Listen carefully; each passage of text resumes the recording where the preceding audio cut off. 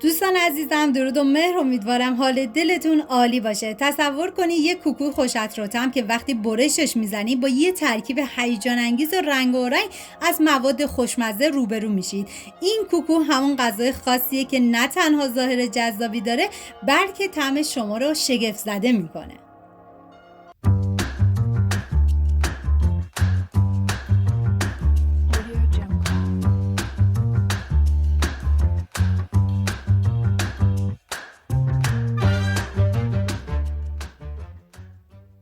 مواد لازم: بادمجان،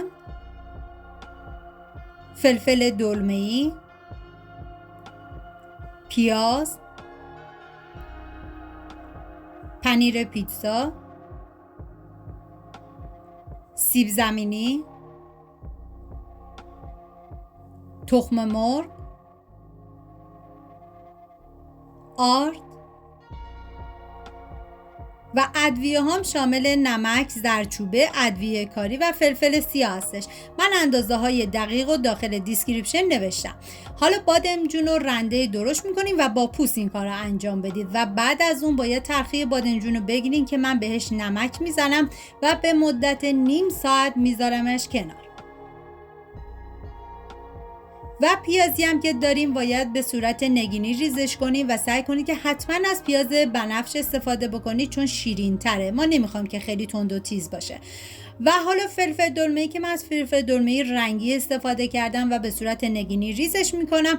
شما میتونید از یک نوع فلفل دلمه‌ای هم استفاده بکنید، فرقی نمیکنه.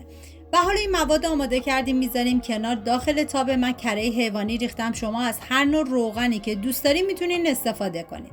و بعد از اون پیازایی که ریز کردم و بهش اضافه میکنم، هم میزنم و میذارم توی پیازا کمی نرم و شیشه‌ای بشه. ببینید ما نیازی نیست که بذاریم که این پیازا کاملا سرخ بشه.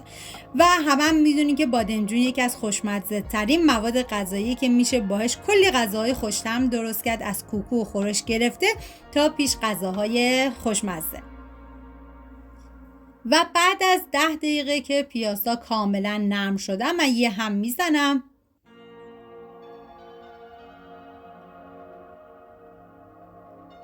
و حالا ادویه ها رو بهش اضافه میکنم: زردچوبه، ادویه کاری، فلفل سیاه و نمک. هم میزنم و میذارم تا ادویه ها تف بخورن و عطر ادویه ها آزاد بشه. ببینید ما مقداری از ادویه ها رو تو این مرحله استفاده کردیم، مقداری دیگه از ادویه ها رو برای مرحله بعدی نیاز داریم. و بعد از اینکه دیگه ادویه ها تف خوردن، حالا فلفل دلمه‌ای رو بهش اضافه میکنیم و بعد از اون هم میزنیم و میذاریم تا فلفل دلمه‌ای هم کمی نرم بشه. ببینید فلفل دلمه‌ای نباید شکل ظاهریش از دست بره، باید کاملا فرمش حفظ بشه. به مدت 5 دقیقه میذاریم تا فلفل دلمه‌ای ها نرم بشه ولی فرمش به هم نخوره. و حالا من اینجا دیگه سر تابه رو میذارم و میریم سراغ بادمجون که من بادمجون به مدت نیم ساعت گذاشتم کنار. ببینید این آبی که از بادمجون خارج شده و بادمجون کاملا فشردش میکنم که آب اضافهش کشیده بشه و میریزم داخل ظرفی. واقعا جای تک تک شما دوستان عزیز خالی. این غذای خوشمزه رو درست کنید که مطمئنم کوچیک و بزرگ عاشقش میشن. و حالا آرد بهش اضافه میکنم. ببینید عزیزانی که وگان هستن نمیخوان تخم مرغ استفاده کنن میتونن آب و با آرد با هم مخلوط بکنن و به بادمجون اضافه کنن و تخم مرغ این غذا رو حذف کنن. حالا من اول به بادمجون 3 تا تخم مرغ اضافه میکنم، هم میزنم. ببینید همون اول همه تخم مرغا رو اضافه نکنید، مرحله‌ای اضافه کنید اگه نیاز بود. و بعد از اون که دیدم موادم کمی سفته دوباره بهش تخم مرغ اضافه کردم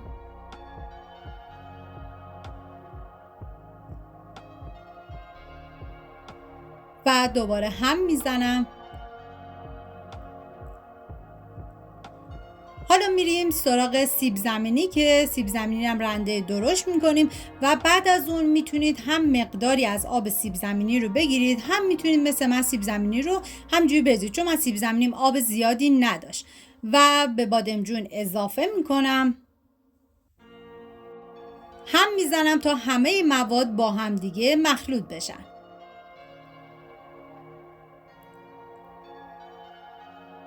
و اینجا من دیدم که نیازه، دوباره باید بهش تخم مرغ اضافه کنم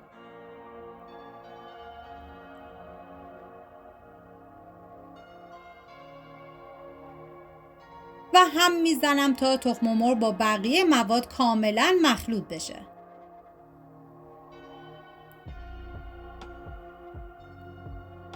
و حالا الباقی ادویه ها رو توی این مرحله به بادمجون اضافه میکنیم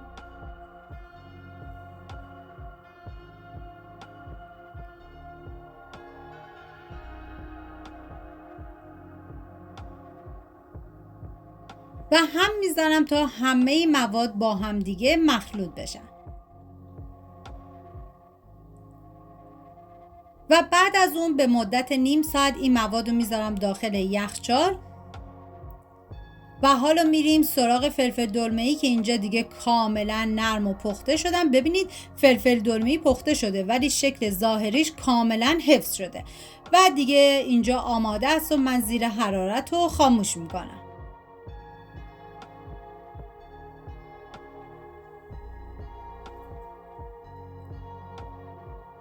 و حالا داخل تاب من کره حیوانی ریختم و بعد از اینکه داغ شد لایه اول رو از مواد بادمجون میریزم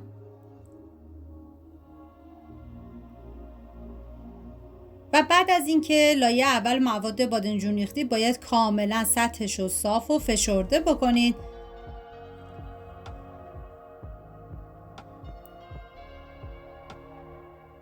واقعا من هرچی از خوشمزگی این کوکو بگم کمه.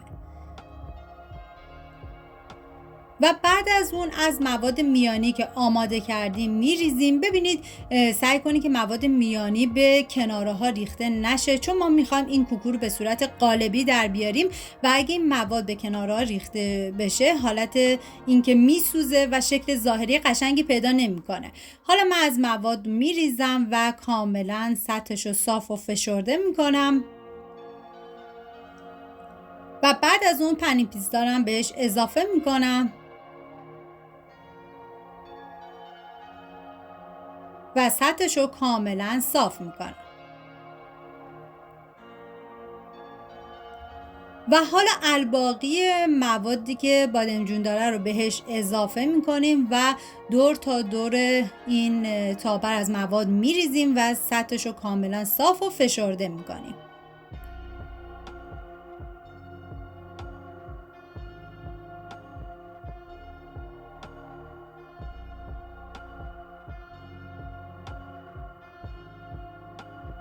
و بعد از اون باید بذاریم به مدت نیم ساعت هر سمت کوکو کاملا سرخ بشه و بعد از اون دیگه کاملا آماده است. دوستان عزیزم اگه ویدیو مورد پسندتون بود و تا این لحظه کانال رو سابسکرایب نکردید خوشحال میشم سابسکرایب کنید. اگه ویدیو رو دوست داشتید لطفاً ویدیو رو لایک کنید. لایک شما باعث میشه که این ویدیو در معرض دید افراد بیشتری قرار بگیره و از این طریق هم از من حمایت میکنید. اینم از غذای خوشمزه ما. امیدوارم درست کنید در کنار خانواده از خوردنش لذت ببرید. ممنون از همراهی همیشگیتون. تا یه خوشمزه دیگر بدرود.